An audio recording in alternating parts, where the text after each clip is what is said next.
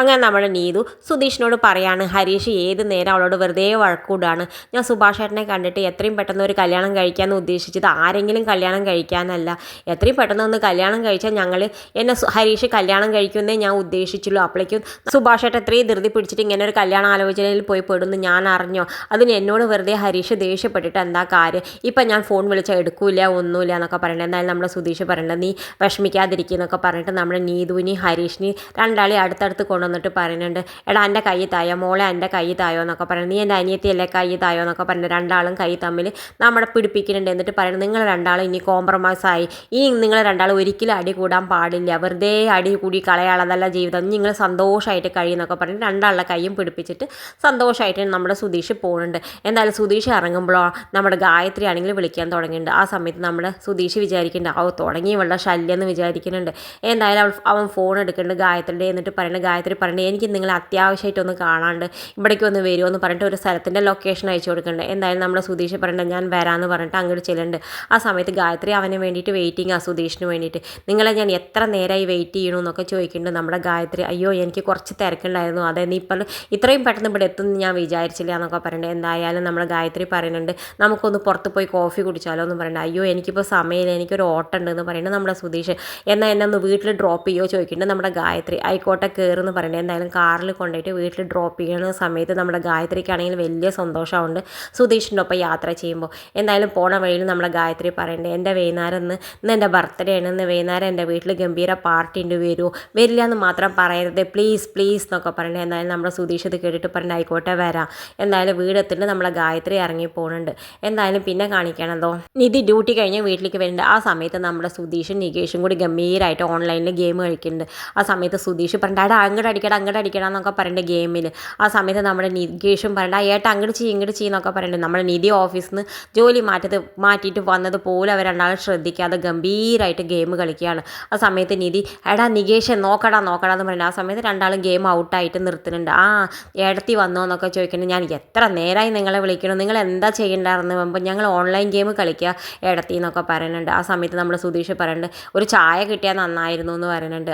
ഞാൻ അത്രയും കഷ്ടപ്പെട്ട് ഡ്യൂട്ടി കഴിഞ്ഞ് ഇപ്പോൾ വന്നിട്ടേ ഉള്ളൂ, വേണമെങ്കിൽ പോയി ഇട്ടോളാൻ പറയുന്നുണ്ട് നമ്മുടെ സുധീഷിനോട് നിധി. ആ സമയത്ത് നമ്മുടെ നികേഷ് നിധിയോട് ചോദിക്കേണ്ടത് എന്തൊക്കെ എടുത്തിരുന്ന ഓഫീസിലെ വിശേഷങ്ങൾ എന്ന് ചോദിക്കേണ്ടത്. ആ സമയത്ത് നമ്മുടെ നിധി പറയേണ്ട എടാ അന്ന് സിദ്ധാർത്ഥ് സാർ എന്നെ കോഫി കുടിക്കാൻ വിളിച്ചിരുന്നു, ഞാൻ ഇന്ന് പ്രോജക്റ്റ് അടിപൊളിയായി ചെയ്തു എന്നൊക്കെ പറയേണ്ടത്. ആ സമയത്ത് നമ്മുടെ നികേഷ് അടിപൊളി എന്നൊക്കെ പറഞ്ഞിട്ട് ഇങ്ങനെ കൈയൊക്കെ തൊട്ടിട്ടുണ്ട്.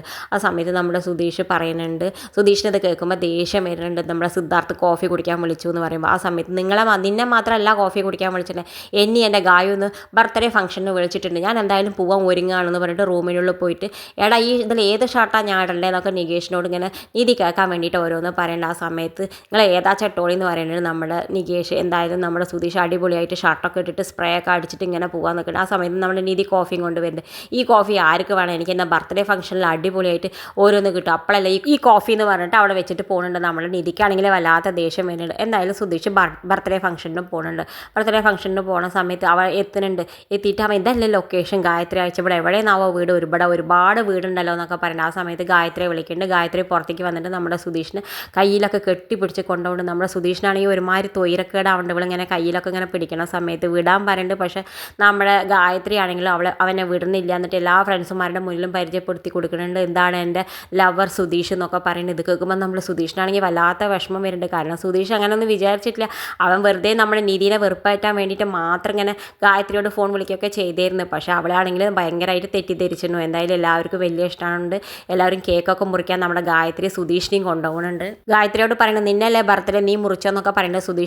സുധീഷിനെയും കൈ പിടിച്ച് വലിച്ച് കൊണ്ടുപോകണം. എന്നിട്ട് രണ്ടാളും കൂടി കേക്കൊക്കെ മുറിക്കേണ്ടത്. എന്നിട്ട് സുധീഷിൻ്റെ വായിലൊക്കെ കൊടുക്കേണ്ടത്. സുധീഷിനാണെങ്കിൽ ഇതൊന്നും ഇഷ്ടപ്പെടുന്നില്ല. എന്തായാലും അവൻ്റെ മനസ്സിൽ നിധി മാത്രമല്ല, അതുകൊണ്ട് ഇഷ്ടമൊന്നും പെടുന്നില്ല. അത് കഴിയുമ്പോൾ എല്ലാ ഫ്രണ്ട്സും ഓരോ ഗിഫ്റ്റ് കൊടുക്കുന്നുണ്ട്. ആ സമയത്ത് നമ്മുടെ സുധീഷിൻ്റെ കയ്യിലാണെങ്കിൽ ഒന്നുമില്ല. ആ സമയത്ത് ഗായത്രി ചോദിക്കുന്നുണ്ട് ഞാൻ രാവിലെ പറഞ്ഞതല്ലേ എൻ്റെ ബർത്ത്ഡേ ആണെന്ന്, ഗിഫ്റ്റ് ഒന്നും വാങ്ങിക്കൊണ്ടുവന്നില്ലേ ചോദിക്കുന്നുണ്ട് ഗായത്രി. ആ സമയത്ത് നമ്മുടെ സുധീഷിനാണെങ്കിൽ ഒരുമാതിരി നാണക്കേടാവുണ്ട്. അവൻ വേഗം അവിടെ ഒരു ബൊക്കെ ഉണ്ടായിരുന്ന ഒരു റോസ് എടുത്തിട്ട് നമ്മുടെ ഗായത്രിക്ക് കൊടുത്തിട്ട് പറയുന്നത് ഹാപ്പി ബർത്ത്ഡേ. ഇതൊക്കെ കാണുമ്പോൾ എല്ലാവർക്കും സന്തോഷമാവുന്നുണ്ട്. കാരണം അവന് റോസ് കൊടുത്തിട്ടല്ല ഇങ്ങനെ ഹാപ്പി ബർത്ത്ഡേ പറയണമെന്ന് വിചാരിച്ചിട്ട് ഇതിലേക്കേറെ വലിയ ഗിഫ്റ്റ് ഒന്നുമില്ല എന്ന് പറഞ്ഞിട്ട് എല്ലാവരും കൈ തട്ടണമൊക്കെ ഉണ്ട്.